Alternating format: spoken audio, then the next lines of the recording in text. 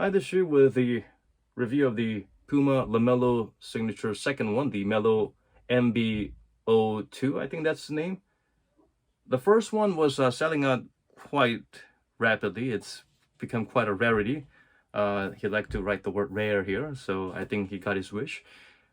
It's very similar in terms of the design and the silhouette, so that is something that you give good prompts to. They have a silhouette that continuous, it's a continuation from the first design, so that's nice.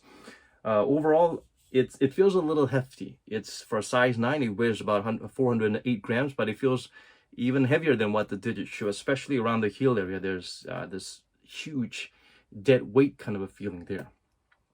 First of all, the fit is quite nice. It doesn't have the crazy toe box area dead space that I've seen in a lot of shoes recently, so it hugs the foot nicely, and it's not crazy narrow nor wide, so go true to size. If you have a very narrow foot and you want a tight fit, then you might want to go down half a size, but ordinarily true to size goes nicely with this shoe. The upper material is kind of a breathable fused type of material, but somehow it's not very breathable. It's very stiff and stuffy. It's a sort of like a high cut shoe more so than a mid or low cut, so it's strange for someone who likes to play fast. Compared to the first one, although it looks like exactly the same, I had the MBO1, I felt this part pinched a little bit when you laced it up tight, but for the second one, it felt like there's a little bit more give. Overall, there's very nice padding all around, so you won't have to worry about heel slippage. There's a heel counter and an additional heel counter or heel cup around the shoe as well. I also like the fact that it's rounded up on the heel, the edge part, so that you have this immediate transition when you're stepping on your heel. Sometimes this part can be bulky and it can retard your movement somewhat. The cushioning is a nitro foam inside this very soft EVA foam. The first one had just one tiny rectangular slab on the heel and nothing on the forefoot, but still, because the midsole itself was soft and plush, it felt like a smooth ride. For the second one, they've actually put an additional tiny rectangular nitro foam. Is that what I call it? Yeah, nitro infused, whatever, tiny little foam on the forefoot. I don't feel a tremendous level of difference, but overall the shoe feels just as soft, if not softer than the first one. It's not crazy high off the ground, so that's good. And but unfortunately, my complaint is that the heel and the forefoot, there is no distinct difference in terms of the shock absorption or the compression. Once you wear the shoe, you feel the heel sinking in nicely to provide a nice stepping comfort, but at the same time, it's really compressed and it'll get even flatter the more you run around and land on your feet. So it feels like the forefoot is a little bit more elevated than the heel somewhat, although I think it's set to provide that flatness. Yeah. So I wish they would have done something to make the forefoot a little bit thinner or the heel a little bit thicker.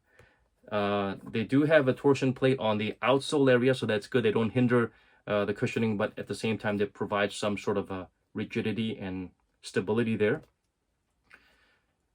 And the outsole pattern is great. It actually works nicely, and also the threads are very, very soft. So they feel sort of like the Kobe 10 nodules that you've had, where it's so thin that you worry about everything just getting chipped off, but then it provides good traction because they kind of get flattened and they kind of make contact with the floor and they provide that suction effect, so that's nice. But it can be a little dust sensitive, so watch out for that, but not as dust sensitive as those lazy herringbone patterns. And on the heel, it's just a plain old herringbone pattern, but I do have a bit of concern about the midfoot area. This is just completely there, so it's flat. So as you walk around and move around and play around, these heel and the forefoot area will be somewhat erased and they would wear off, while the midfoot area would remain somewhat intact. So you'll have more contact with the floor in the midfoot part, especially if it's just flat. You need this to be shaved out or compressed or have its own little entity that's giving way to the forefoot and the heel. And if you look at the pattern, it's basically bald. So if you're making more contact with this part, you're going to be slipping a lot more than these two areas. So that's a little bit of a concern, but overall nicely done in terms of keeping that LaMelo Ball wing tattoo motif on it while providing it adequate traction. The biggest complaint I have is the stability in terms of anti-inversion prevention, ankle rollover prevention. It's not the widest base. At the same time, it's rounded out, so it's very dangerous. At the same time, there is no midfoot foam that sticks out or an outrigger, so it feels rather unstable. I mean, overall, the shoe is pretty low to the ground. You feel not too bad. But if you remember the Kyries, if they're all rounded, they have a very wide base. Or if they're flat, shoes like Kobe's, they do have a very prominent outrigger. So it's missing both sides.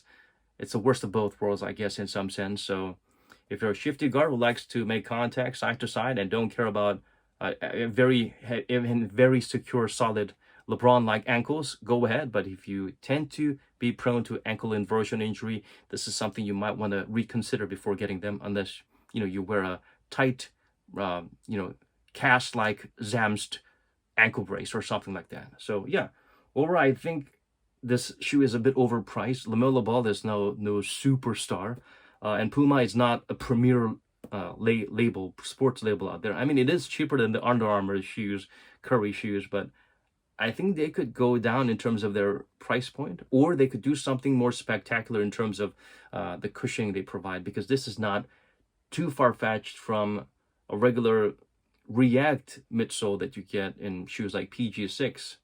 It is comparable. The traction, of course, is better than PG6. So I guess this is for the fans and the collectors, not exactly some top-notch performer that you want to seek out and get, especially considering the lack of availability of this shoe. They've released in limited amounts for some reason, and they're not exactly easy to get. And yeah, the colorway is just, they're so limited. The MBO ones came out belatedly. Now there's like all kinds of colorways out there, and not a big market for it, especially when you have the second one with an added cushioning on the forefoot, which you can't really clearly feel, but it's there. Yeah, that's pretty much it. MBO2.